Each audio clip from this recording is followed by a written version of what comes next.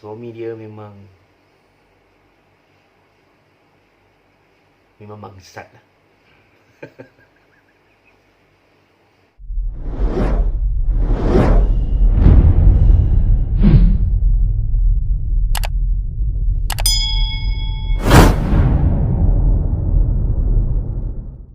Aku nak bercerita sikit pasal review sebuah cerita Korea yang sedang trending sekarang, diperkatakan oleh banyak netizen di luar sana. The World of Merit. Cerita Korea ni, sinopsis dia simple, mengisahkan kecurangan seorang suami terhadap seorang isteri di dalam sebuah rumah tangga, yang dibintangi oleh 3 main cast. Isteri dia nama Sungwo, suami dia nama Do, dan perempuan tu nama Dakyong. Tiba-tiba suami dia ada satu hubungan lain dengan seorang anak orang kaya lah.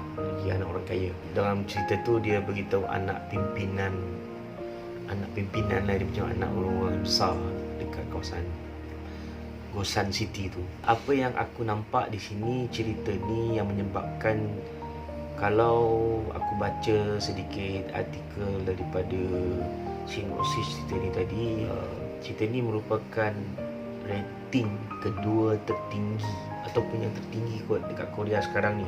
Sebab cerita ni serius, aku nampak kalau korang tengok cerita ni, korang memang sakit hati lah tengok suami dia tu. Nak katakan suami dia ni jahat, tak jahat sangat bagi aku lah. Cuma cerita ni dia punya plot dia kompleks sampai kan korang tak terfikir benda tu boleh berlaku, tapi berlaku. Ini yang menyebabkan cerita ni interesting. The World of Merit ni secara kesimpulannya lah, korang kena tengok lah kan.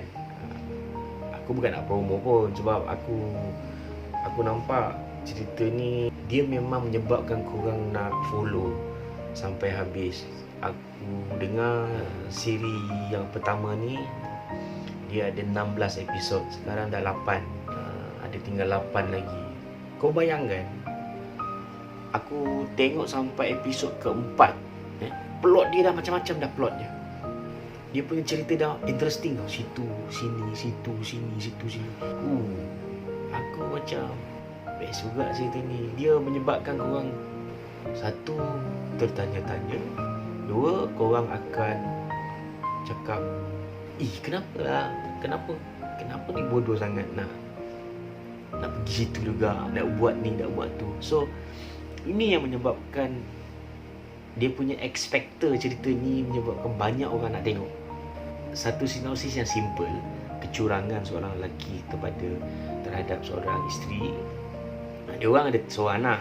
Isteri dia dilihat sebagai orang yang dihormati di hospital tu. So the best thing about cerita ni pula, kawan-kawan, komuniti, orang-orang sekeliling ni tahu bahawa suami dia ada affair dengan perempuan lain, but semua tak nak beritahu kat dia. Sehingga kan kawan yang rapat dengan dia dekat hospital tu, doktor jugalah, kawan yang rapat dengan dia kat hospital tu pun bersekongkol untuk tidak memberitahu tentang kegiatan suami dia. Macam satu tekanan lah bagi isteri dia lah untuk handle situasi ni seorang-seorang.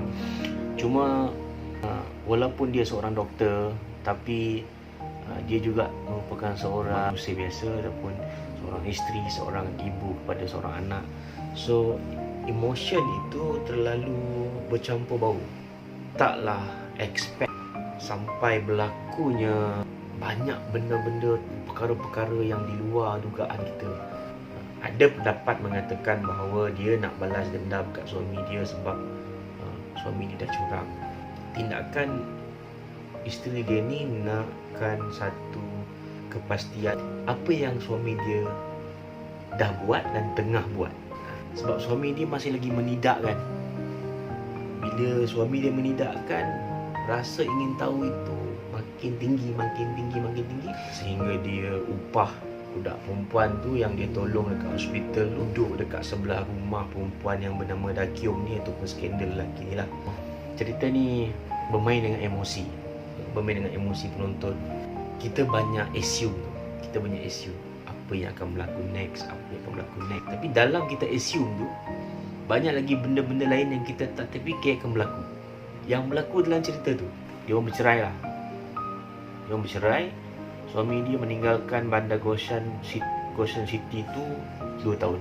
Lepas 2 tahun, suami dia tiba-tiba balik lagi. Dengan alasan, suami dia cakap sebab isteri dia yang baru tu, si Daekyung tu, nak jauh daripada mak bapak dia.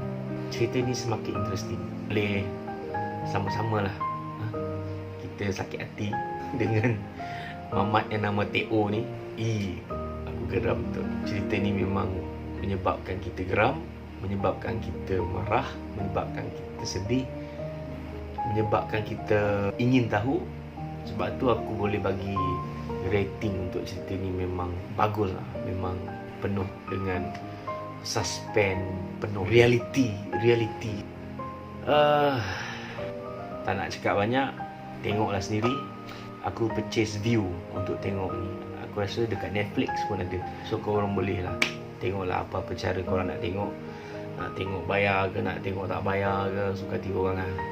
Janji korang tengok cerita ni, kerana dia punya plot terbaik, dia punya jalan cerita bagus, message pun banyak bagus. Isteri-isteri lekat lah kat TV. Dia ada 16 episod. Aku baca ada 16 episod lah. Sekarang dah 8, jadi kita kena tunggu lagi 8. Tak tahulah ada yang dah tengok habis ke, yang leak ke, aku tak tahu.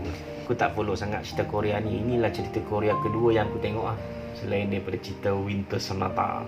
Itu saja yang aku tengok.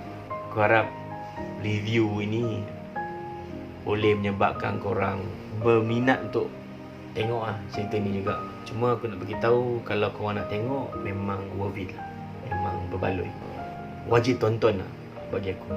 Jumpa lagi. Assalamualaikum. Bye-bye.